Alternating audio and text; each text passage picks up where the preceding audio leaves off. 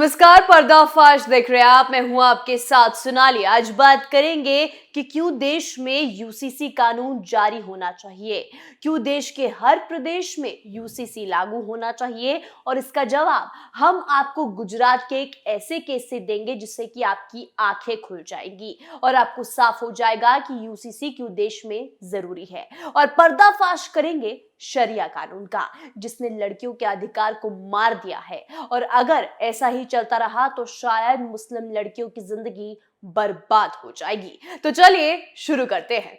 गुजरात की एक अदालत ने एक ऐसा जजमेंट दिया है कि जिससे साफ हो गया है कि मुस्लिम लड़कियों और उनके होने वाले बच्चों की जिंदगी किसी नर्क से कम नहीं, क्योंकि उनका तालिबानी शासन न तो उनको पढ़ने का हक देता है और न प्रॉपर्टी का, न अपनी मर्जी से शादी का, न तलाक का। तो फिर आखिर ये जिंदगी ही किस काम की है? लड़कियों के सारे हक शरिया कानून छीन चुका है। इस तालिबानी कानून जो लड़कियों पर फोर्सफुली लगा रखा है, उस शरिया कानून पर बताएं उससे पहले ये जान लीजिए आखिर गुजरात की अदालत ने ऐसा क्या जजमेंट दिया है। यूसीसी के अनुपस्थिति में बेटियों के अधिकारों का किस तरह शरण होता है, ये गुजरात के एक अदालती फैसले से झलकता है। अदालत ने अपने फैसले में कहा कि मुस्लिम मां की संपत्ति में हिंदू बेटियों का कोई अधिकार नहीं होता है। कोर्ट ने बेटियों की अर्जी को खारिज कर दिया। 3 हिंदू बेटियों ने कोर्ट में याचिका दायर कर अपनी मुस्लिम मां की संपत्ति पर अधिकार मांगा था। उनकी याचिका को खारिज करते हुए कोर्ट ने कहा कि क्योंकि महिला ने इस्लाम कबूल कर लिया था, इसलिए मुस्लिम कानून के तहत उनके बच्चे उत्तराधिकारी नहीं हो सकते। अदालत ने महिला के मुस्लिम बेटे को संपत्ति का उत्तराधिकारी बना दिया है। दरअसल रंजन त्रिपाठी नाम की महिला एक मुस्लिम के साथ रहने लगी थी। उसने इस्लाम अपनाकर अपना नाम रेहाना मालिक कर दिया था। बाद में मुस्लिम शख्स से पैदा हुए बेटे को उसने अपना उत्तराधिकारी बना दिया। इस बात को लेकर उसकी 3 बेटियों ने कोर्ट में याचिका दायर की। बात 1979 की है। रंजन त्रिपाठी नाम की महिला की 2 बेटियां थी। साल 1979 में उसके पति का निधन हो गया। उस वक्त वो गर्भवती थी। उसके पति बीएसएनएल में नौकरी करते थे। इस आधार पर रंजन को अनुकंपा के आधार पर बीएसएनएल में ही क्लर्क की नौकरी मिल गई। नौकरी मिलने के कुछ दिन बाद उसकी तीसरी बेटी का जन्म हो गया। इस बीच रंजन त्रिपाठी एक मुस्लिम के संपर्क में आई और उसके साथ जाकर रहने लगी। उसने अपनी तीनों बेटियों को अपने ससुराल में छोड़ दिया।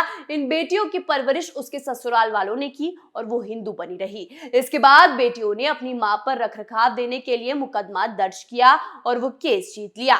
उधर रंजन त्रिपाठी ने साल 1995 में हिंदू धर्म छोड़कर इस्लाम अपना लिया और उस मुस्लिम शख्स से निकाह कर लिया। उसने अपना नाम भी बदल लिया। इस दौरान उसे एक बेटा हुआ। मुस्लिम बनी रंजन ने अपनी संपत्ति का वारिस अपने मुस्लिम बेटे को बनाया। साल 2009 में उसकी तीनों बेटियों ने उसकी संपत्ति पर अपना हक जताया। इसको लेकर उन्होंने कोर्ट में याचिका दाखिल की। हालांकि सिटी सिविल कोर्ट ने उनकी याचिका को यह कहते हुए खारिज कर दिया कि वो महिला मुस्लिम बन गई थी और मुस्लिम कानून के तहत वो उत्तराधिकारी नहीं हो सकते। इसके लिए सिविल कोर्ट ने नैना फिरोज खान पठान बनाम नसीम फिरोज खान पठान मामले में गुजरात हाईकोर्ट की तरफ से दिए गए फैसले का संदर्भ दिया। हाईकोर्ट ने कहा था सभी मुसलमान मुस्लिम कानून द्वारा शासित होते हैं, भले ही वो इस्लाम में परिवर्तित हो गए हैं। उनके पिछले धार्मिक और व्यक्तिगत कानून को इस्लाम द्वारा प्रतिस्थापित कर दिया गया। मुस्लिम कानून के तहत एक हिंदू किसी मुस्लिम की संपत्ति का वारिस नहीं हो सकता।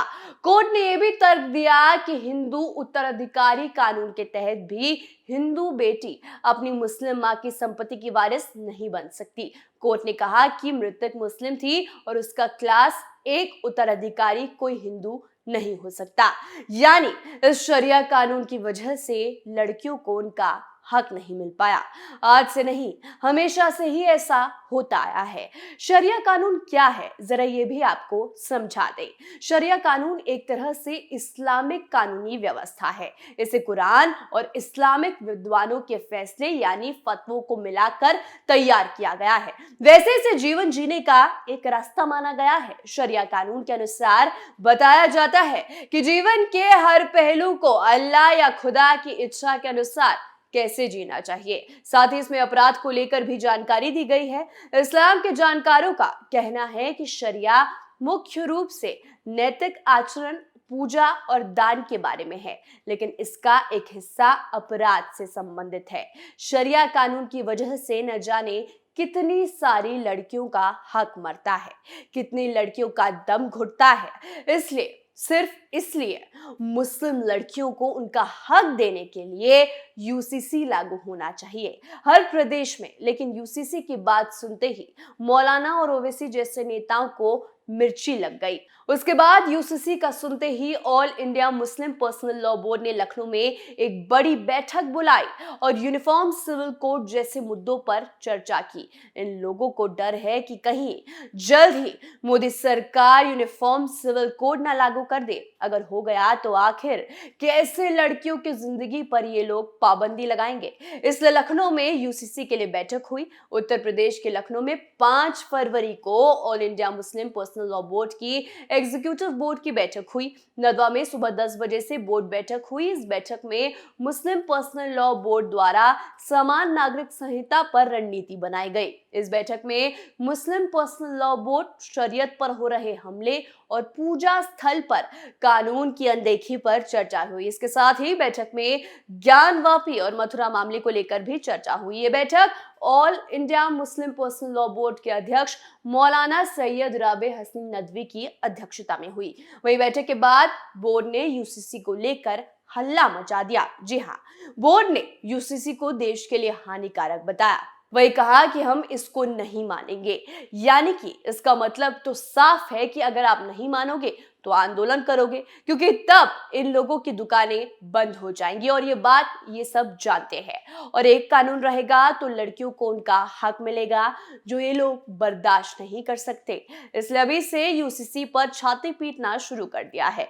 लेकिन मोदी सरकार ने तो साफ कर दिया है कि यूनिफॉर्म सिविल कोड पर जल्द कुछ बड़ा हो सकता है। एक तरफ तो ओवैसी हमेशा वैसे ही मुस्लिमों पर अत्याचार हो रहा है, छाती पीटते रहते हैं और बीजेपी पर अलग अलग मुद्दों पर हमला बोलते हैं। ओवैसी ने कहा है कि असम में बीजेपी सरकार मुसलमानों के खिलाफ पक्षपात कर रही है। क्यों? ऊपरी असम में भूमिहीन लोगों को जमीन दी गई है, हालांकि वो निचले असम के लोगों को जमीन नहीं दे रहे हैं। वहीं उत्तर प्रदेश में चल रहे रामचरितमानस विवाद पर टिप्पणी करते हुए ओवैसी ने कहा, मैं इस मामले का माहिर नहीं हूं, जो विशेषज्ञ हैं वो इस पर टिप्पणी करने के लिए बेहतर होंगे। यानी कि या तो बाल विवाह का मुद्दा हो या यूनिफॉर्म सिविल कोड का। असदुद्दीन ओवैसी को बीजेपी को घेरने का एक मुद्दा चाहिए, लेकिन ये सब अब देर तक चलने वाला नहीं, क्योंकि मुस्लिम पर्सनल लॉ बोर्ड जितना जोर दे दे यूनिफॉर्म सिविल कोड पर अब कुछ बड़ा फैसला होकर रहेगा। पर्दाफाश में आज के लिए इतना ही। देखते रहिए कैपिटल टीवी। नमस्कार।